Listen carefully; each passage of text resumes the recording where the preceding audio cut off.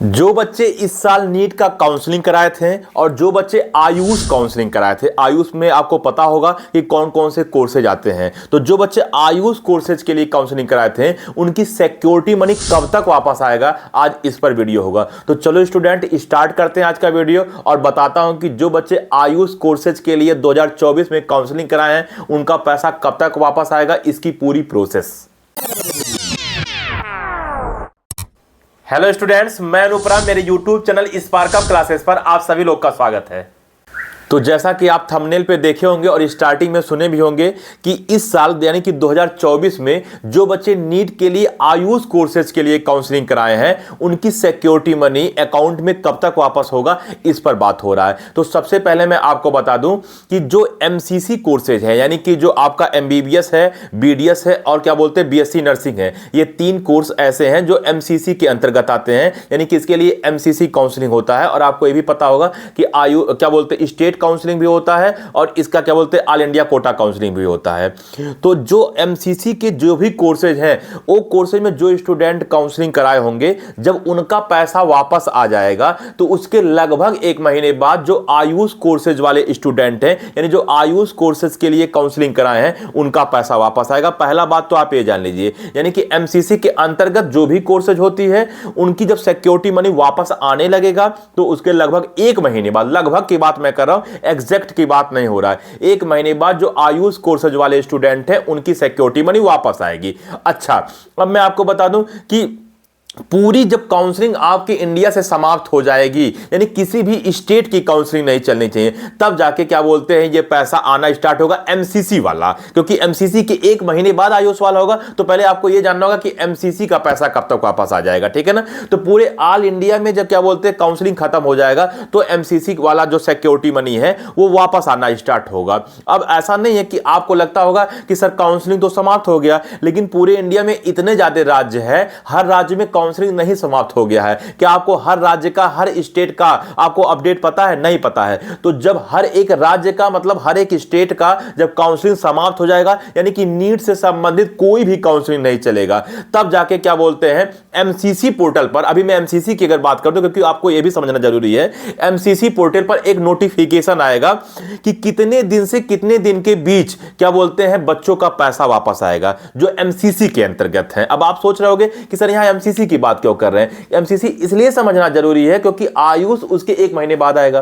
ठीक है ना। तो एमसीसी के क्या बोलते हैं जो पोर्टल पे यानी कि उसकी जो ऑफिशियल वेबसाइट है उस पर नोटिफिकेशन आएगा कि किस डेट से किस डेट तक स्टूडेंट्स का पैसा वापस आएगा। अब एक बात और भी है, एक ही दिन सबका पैसा नहीं आएगा, वो एक इंटरवल में आएगा। जैसे मान लो 10 दिन के बीच सबका पैसा आएगा, तो मान लो आपके दोस्त का पैसा आ गया तो आप परेशान मत होना कि मेरा पैसा क्यों नहीं आया, क्योंकि हो सकता है आपका दोस्त का पैसा जिस डेट में आया है उसके एक दो दिन बाद आपका पैसा है। इसी प्रकार से आपके दोस्त को सोचना चाहिए कि हो सकता है आपका पैसा आ जाए और आपके किसी फ्रेंड का पैसा ना आया हो, तो परेशान मत होना कि मेरा पैसा क्यों नहीं आया। तो आपका पैसा हो सकता है 2-4 दिन बाद आ जाए, तो आप वेट करना। पहली बात तो पहला नोटिफिकेशन तो यह आएगा कि किस इंटरवल से किस इंटरवल तक क्या बोलते हैं पैसा वापस आएगा। दूसरा नोटिफिकेशन क्या होगा, दूसरा नोटिफिकेशन जब पैसा आने वाला होगा तो उसी ऑफिशियल वेबसाइट पे एक और नोटिफिकेशन आएगा और उसमें ये लिस्ट आएगा कि कौन कौन से स्टूडेंट्स का सिक्योरिटी मनी वापस जा रहा है और किस अकाउंट में जा रहा है, क्योंकि जिस अकाउंट से आप पैसा पे किए हैं उसी अकाउंट में आएगा। अब वो अकाउंट नंबर हो सकता है आपके पेरेंट्स का हो, या हो सकता है आपके क्या बोलते हैं भाई बहन का हो सकता है आपके दोस्त का हो सकता है आपका ही हो, या हो सकता है साइबर कैफे वाले का हो। तो जिसका भी आपने अकाउंट नंबर दिया है, आप अकाउंट नंबर चेंज नहीं कर सकते हो।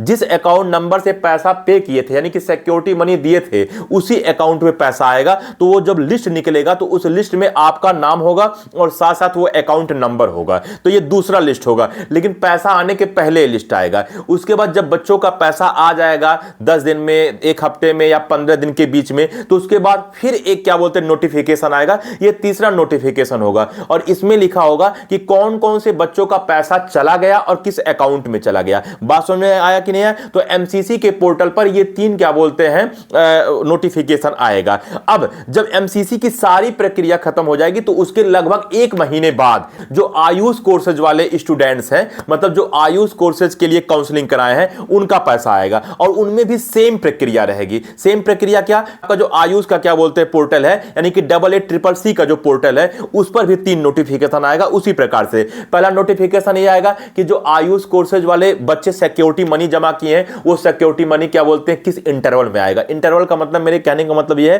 कि किस डेट से किस डेट के बीच आएगा। दूसरा वाला क्या आएगा? दूसरा वाला ये आएगा कि कौन कौन से बच्चों का पैसा आ रहा है, किस अकाउंट में आ रहा है, ठीक है ना, क्योंकि अकाउंट नंबर जिसका आप दिए होंगे उसी में ही आएगा। तीसरा क्या है?